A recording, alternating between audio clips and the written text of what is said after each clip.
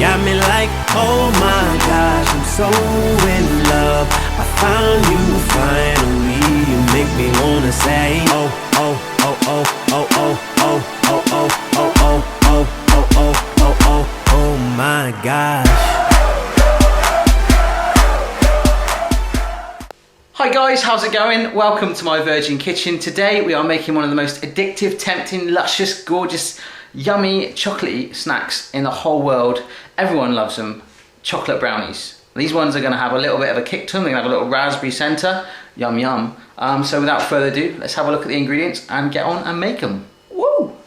Right, first thing you need is a sandwich tin. Now that is 8" / 20 centimetres if you want to be like that. Size tin with some greaseproof paper on there and a little bit of grease just to hold it down. Well, that's actually butter.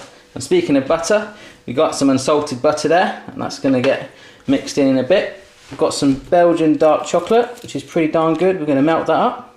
Got a Snickers bar. It actually came in a pack of 5, so the other 4 will probably get eaten within the next half an hour by myself, just for testing purposes. I'm just going to need one of these, and we're just going to chop it up because of the nuts and the caramel in there. It's going to give it a bit of a kick, so it should be good. Need a teaspoon of baking powder as well. Baking powder, just a little bit, in a bowl with some flour there. That's plain flour which I've sifted. All good. As you can see, the like sort of nice pretty effect there where you can see I've done the sifting. Need some eggs, caster sugar, a couple of little cubey bits there when I took out the pack, but it's all good. And some tins of raspberry here. Now I don't know the exact size of these because, like, you know, it says on the pack like 500 grams of raspberries, and then when you actually drain the fluid out it's like about 10 grams, but hopefully that'll be enough just to sort of spread over our brownies halfway when they're done. We top it over at the end and it'll be yummy. So you'll see what we're going to do with those anyway. First thing we're going to do is basically just get our chocolate, cha-ching, and melt it up. So you can either do it, you know, the cool way where you get the pan and the water, boil it up and simmer it and be all safe, or you can just shove it in the microwave, which I like to do. So I'm just going to get a bowl, break it up, shove it in the microwave. Let's get going. Okay guys, so I've just got my chocolate in there, broke it up a teeny bit, but it's a warm day, so it's going to melt anyway. And then we're going to shove it in the microwave. That says 1 minute 59. So I'm just going to start and stop it till it gradually melts, okay? So keep your eye on it and stir it a little bit. Speaking of stirring, actually, let's put this on. Boom, it's on the way. Got my 2 eggs in a bowl, and I'm just going to mix them together. I'm just going to lightly beat them, okay? So beat your eggs while your chocolate's melting. Okay guys, so I've just finished beating my egg, there we go. It's all blended together, and it's time to get the chocolate out. I've just stopped and started it a couple of times. And as you can see, it's all nice and melted there like a chocolate lake. All good. Okay, so now we're going to get our unsalted butter. Just dump that in. Wow, that's cool. Don't know why. Things like that kind of excite me, I don't know why. Right, then get your caster sugar. Just pour that in as well. Now, you're set to just stir it all together. So I'm going to need both hands for this. As you can see, the bowl's going all over the shop. So just do this, stir it all together. Make sure you get it all in there while it's nice and hot.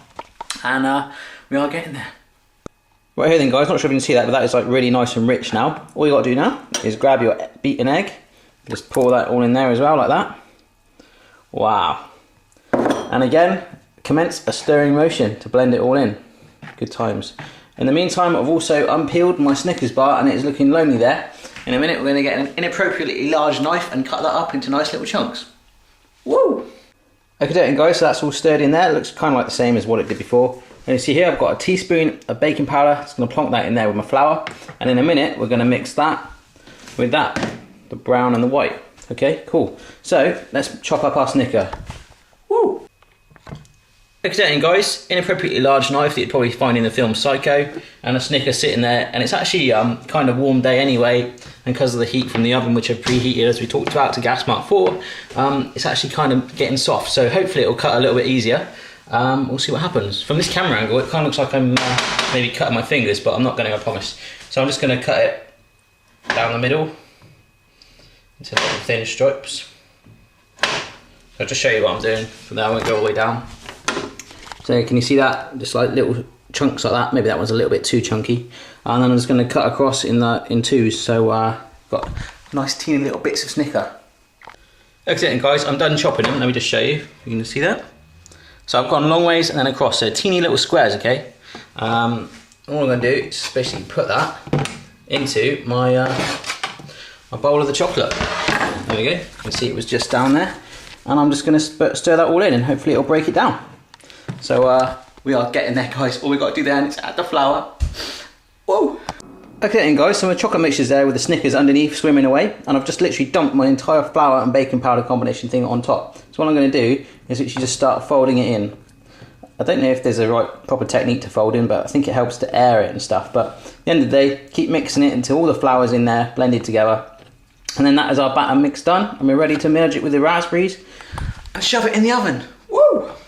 Right here then dudes, this is where we're at. The flour is all blended in, nice and good. Now that is a nice thick batter there. Nice bit of chunk of Snicker there. Boink, there it goes. And I've got my raspberries out the tin, they're just sat there doing their thing. Don't need that fluid either, we'll drain that off. But basically what you need to do is get half of the mix there and put it on the tin. So let's do that, yeah? Okay guys, sandwich tin. Batter mix. Half of it in there, okay? Let's go. Nice. So just spread that around. Let me just show you. It's actually just enough to coat the bottom layer of it. Let's have a look at this. See that? So make sure it covers all the tin nice and evenly. That's good. And then we are just gonna, try not to make a mess. We are gonna grab our raspberries, cha-ching, and get them on there. So let's do that. Okay then guys, so I've got my raspberries and just shoved them on top there, no particular art or any sort of style to it, just shoved them on there so they were all evenly covered.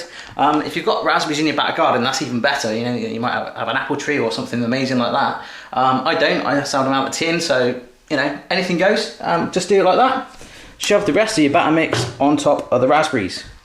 Whew. Okay then guys, so I'm just literally putting the rest of it on top of the raspberries now. There's quite a fair amount left of it, so all of the raspberries are nice and covered up. It's all looking good. And I'll show you it right now. Let's have a look. Ta-da! There we go. So that is all well and truly covered. That's going to go in the oven for 20 minutes now. It's on gas mark 4, remember. Maybe turn it around halfway through, and then they'll be done. So easy as that, guys. That's all you need to do to make brownies. Let's see what they taste like later. Whoa! Okay then guys, that's been 20 minutes, I've got it out the oven. You can see it's all sort of firm on the top there, and in the middle it's all sort of squidgy and soft and yummy. So I'm going to put that on a wire rack to cool down for about 20 minutes again, and then we can cut it up and eat it. Woo! Okay then guys, so I've let it chill out a little bit, even plonked it in the fridge, and the Snickers have melted and made this really cool gooey centre. Let's have a look at this. There we go. I've got my knife and scored it, so it made a little square, you can probably just about see it, and it's still gooey. And what better way to test it than to give it to my own little daughter Phoebe and see what she thinks. Phoebe! Say hello. You alright? What's this? So I put a little bit of one on there with a spoon for her. Is that nice? Yeah. Yeah. Have a big bit. There we go. Have a bit of that. See, it's really gooey.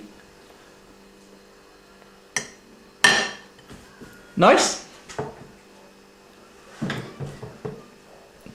Thumbs up. Job done. If I can make that, absolutely anyone in the world can. How easy was that? Chocolatey, addictive, lush, pretty bad for you, but all in all, pretty darn good.